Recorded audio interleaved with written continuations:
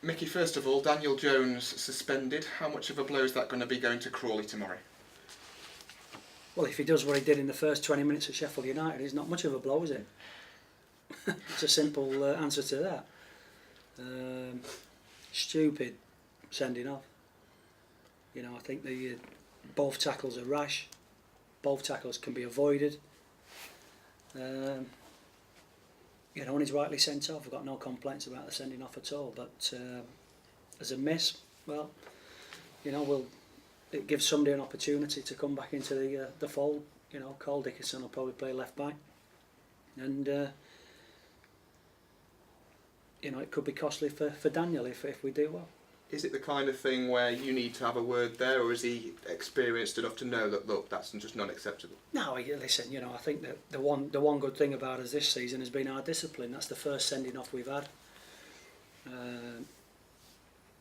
You know, and certainly there's a case for if somebody gets booked, you know, that early in the game, we'll have to start thinking about maybe getting them off, because it is a tightrope that they walk, and you know, particularly when referees are booking you for stupid things. This time, you know, he had another 70 minutes really to go without doing anything stupid. Unfortunately, he fell for the old 5-carder. Obviously, we don't want to go too heavy on this, but Tom Pope and Chris Robertson, have you had a chance to have a word with them about that incident yet or not? Because you said it's the kind of thing you didn't want to see. Listen, we'll sit down Monday. The boys are not meeting up till Monday afternoon. We're gonna train late and travel down to Crawley early evening. I'll be sitting everybody down. You know, it won't be tolerated. You know, it's nonsense. It shows a lack of discipline. People can say that, well, you know, they're showing their passions. Well, we're all passionate people. We all want to win, but there's a time and a place, and certainly, you know, squaring up to each other on a football field in front of 17,000 is not big, and it's not brave as far as I'm concerned. You know, if you've got problems, you deal with them off pitch, away from the eyes of the world, and sort it out that way. But you know, one thing's for sure, that I'll stamp that out. How do you go about dealing with that? Is it one-to-one chats, a group discussion? What do you do? No, we'll have a group discussion. I think that you know, I don't like seeing it. So you know, I think it's best that I have a meeting with everybody, and you know, one, talk about discipline, and secondly, you know, try and stamp it out, because I don't want to see it. I think it looks ugly, and it you know, it particularly under the circumstances that it happened on Saturday. You know, we look like a rabble, you know, and certainly that everybody knows that that's not the way we are. You've played it. Can you understand why it happened? Yeah, I can understand. You don't get on with every teammate. You know, I've been in some ferocious dressing rooms, you know, but and seen lots of fights. But we never did it out on the pitch. You know, we did it in the confines of the dressing room, away from prying eyes, and sorted out our differences that way. You know, and you know, it's got to be man to man and face to face. Certainly not in front of everybody. Is that what you're looking at doing then? Not only shielding the players from it, but protecting the reputation of the football club as well? Yeah, it is the reputation of the football club. You know, and I think that once our fans see, you know, a couple of players of their own side squaring up to each other, they know that things are not going well on the pitch. You know, but as I said, we'll stamp it out. I don't want to make a big thing of it, because it's not happened on too many occasions. You know, you're talking about an incident that happened on Saturday after a sending off, and obviously it didn't look good, and I don't want to see it. Let's look ahead then. Let's look at the Crawley game. Daniel Jones suspended. Any other worries at the moment, or is everyone looking okay? No, I mean, other than Gavin Tomlin, everybody's fit and well. We'll pick an 18-man squad to go down there. You know, we want to see a positive performance, and we want to put on a performance that everybody's talking about for all the right reasons. What are you expecting from Crawley? Because they're not looking too bad in 8th at the minute. What are you expecting going to there? What you always get at Crawley, you know, you get a difficult game. It's nice tight pitch, play a system that suits the personnel that they've got. They have actually spent money this season, you know, for the first time. I think 300,000 on Emile Sinclair. So, another centre forward we've got to keep quiet if we possibly can, because on Saturday he scored a goal that won them the game. They've got a good system of play that suits the players they've got. Decent young manager. So, I'm looking forward to it. I'm looking for a response from my players rather than worrying about Crawley, though. What exactly are you looking for from your players that's been missing, maybe? Goals. That's basically top and tail of it. You want more goals, you want more chances created, you want more chances finished, perhaps? Yeah, I mean, listen, it's always a difficult task when you go down to 10 men and you're losing a game of football. We kept 2 players up top on Saturday because we felt that was the best way that we could possibly get back into the game. I think other people might have gone 4-4-1. We went 4-3-2 because we felt that the best way to get back into the game is trying to attack them as best we could. 11v11 on Tuesday night. We'll try and attack and score goals. Sheffield United away on a Saturday, Crawley away on a Tuesday night. Is that the kind of thing that can have any impact, having such a long away trip midweek, or should it not really bother a group of players? Certainly. The way we've recovered from the game is important. We've given them a longer period of rest between Saturday and training on Monday afternoon. We'll certainly have to be careful about the amount of work we do on Monday, but no excuses.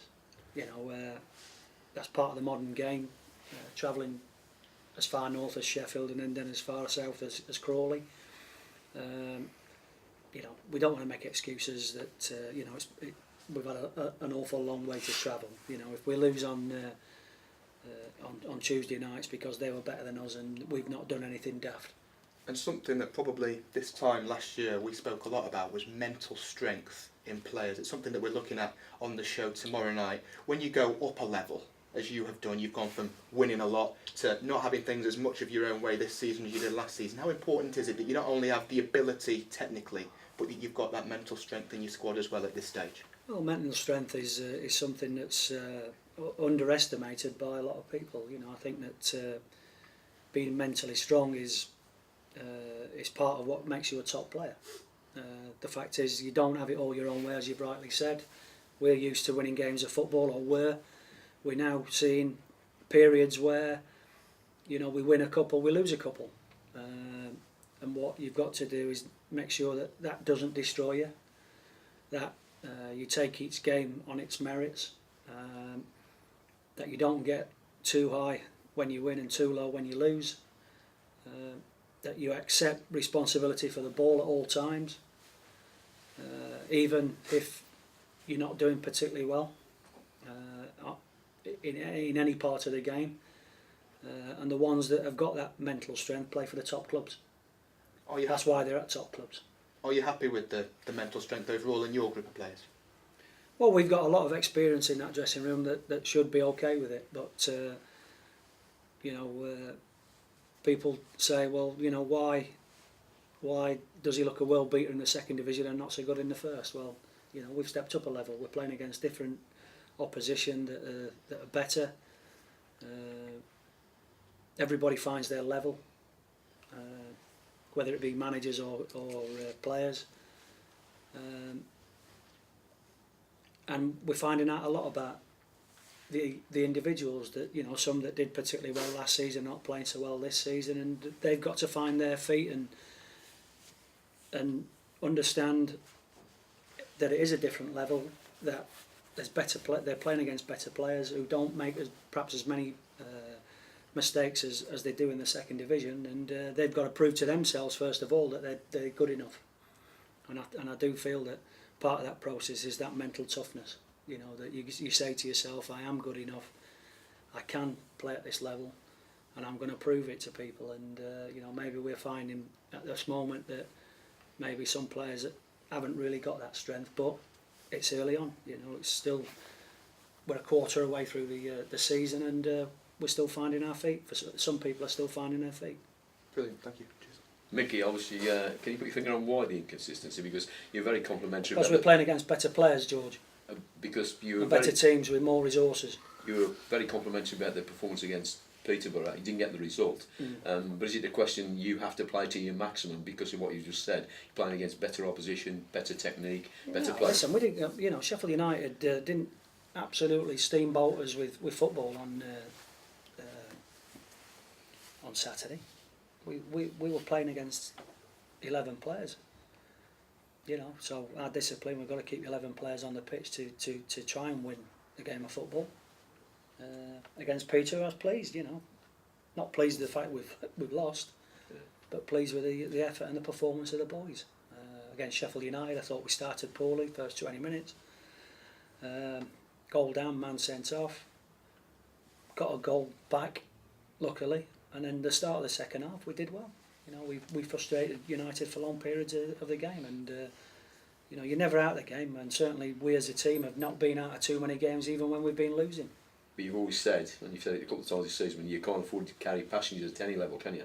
And I suppose that applies in this league as well, Micky, doesn't it? No, we can't afford to carry anybody. You know, we to get any result, we have to play to our maximum, because there's teams with bigger resources, bigger squads, better players. But we don't use that as an excuse to lose games. You know, it's 11v11 on Tuesday night against Crawley. Forget the fact they've spent money on a centre forward. 11v11, me against you. Let's see what we can do. You're not going to tweak your term, which you're forced into the one change, Micky. But were you happy with maybe? No, I'm gonna make changes. Cheers, Micky. Micky, will Jennison's reaction on Saturday have any bearing on your team selection? No. Not at all. That's all forgotten as far as you're concerned. Well, tell me what you're thinking about it then. No, listen, I think Jennison will look back at that and realise he's made a mistake. You mentioned if he hasn't, then he's a silly boy, isn't he? Because you know, we're a defender short. We've got to put a defender on, and we have to sacrifice somebody. And do you think Jennison accepts that in the sort of cold light I of think days? he's more disappointed with Jonesy than he is with me. Yeah. As Dan spoke to the rest of the team, did he sort of put his hand up and apologise on Saturday? Well, he apologised, yeah, but you know, talk is cheap, isn't it? He said to George, you make changes. Is that to deal with Crawley, or because you're unhappy with aspects of Saturday? Well, we played 70 minutes with 10 men, so we'll alter it accordingly. Okay. Might bring a surprise. Might bring a surprise. I wanted to ask you about Jordan Ugle, and he's come back from Gateshead. Is he in your thoughts, possibly even for tomorrow? No. It's a red herring, that one. Because as I understand it, they wanted to extend the loan, but he's come back. You know, he's our player. You know, it doesn't matter Yeah. whether they want to extend it. He's our player. I'll do what I want. You know, we don't produce players for other teams. We produce them for ourselves. But that's not because you've got him in mind for the first team at the moment, or in the squad. No. Great. Thanks very much.